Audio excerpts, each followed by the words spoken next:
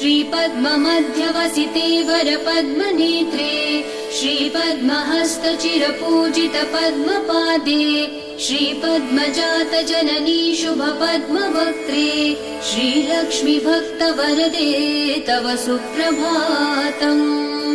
जाम्बूनदाभसमकान्तिविराजमाने तेजोस्वरूपिणि सुवर्णविभूषिताङ्गी सौवर्णवस्त्रपरिवेष्टितदिव्यदेहे श्रीलक्ष्मीभक्तवरदे तव सुप्रभातम्।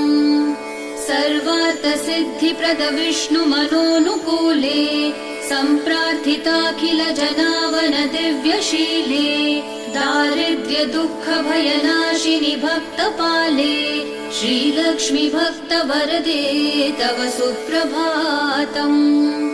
चन्द्रानुजे कमलकोमलगर्भजाते